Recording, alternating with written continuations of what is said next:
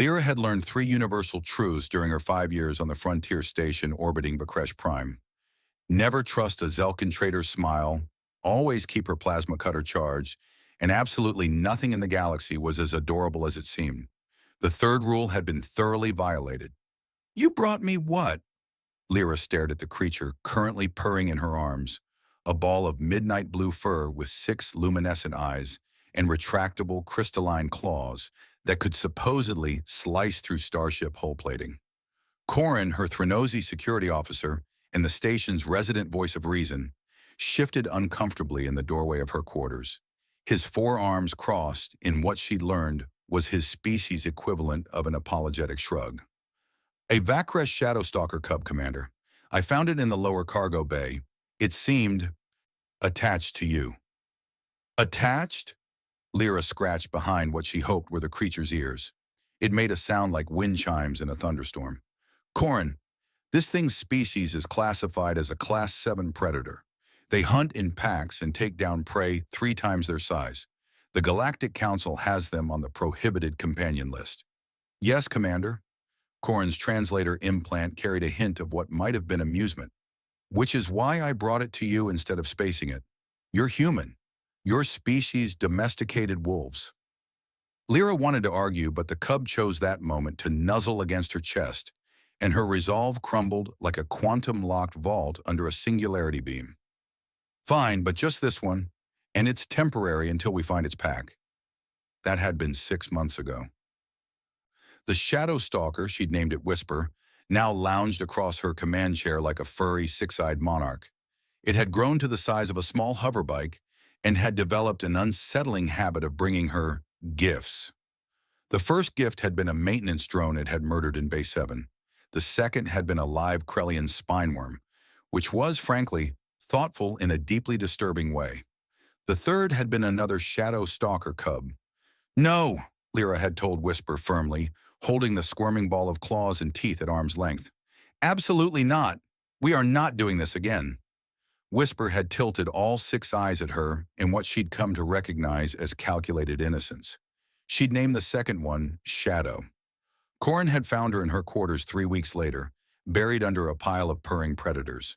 "Commander, I'm detecting 17 distinct life signs in your quarters. All of them are Shadow Stalkers.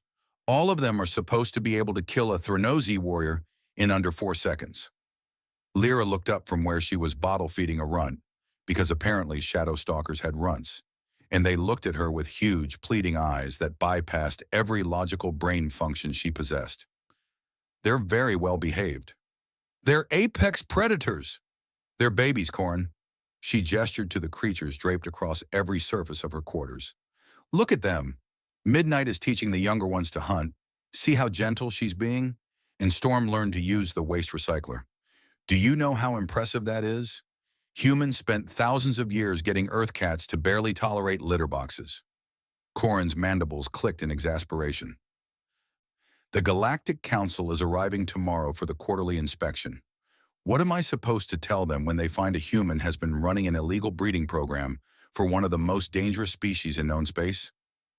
"Tell them." Lyra scratched Whisper's favorite spot, the one that made her back leg kick involuntarily. "Tell them it's humanity's thing. We see something deadly and think, but what if I could pet it?" The inspection had gone exactly as well as Corin had feared. Ambassador Velkosh of the Galactic Council stood in Lyra's quarters, his chromatic scales shifting through colors that Lyra's translator helpfully informed her meant profound existential confusion. "Commander Lyra," he said slowly, watching as a Shadow Stalker cub climbed up his ceremonial robes, "you are aware these creatures are classified as Class 7 predators, yes?" Lyra plucked the cub. She thought it was dusk, but honestly, keeping track was getting difficult, off the ambassador and handed him back to Whisper. "But as you can see, they're perfectly safe when properly socialized." "Properly socialized?"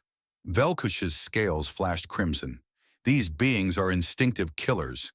They—" He was interrupted by Thunder, one of the adolescents, dropping a dead cargo drone at his feet and sitting back on his haunches, all 6 eyes wide with expectation.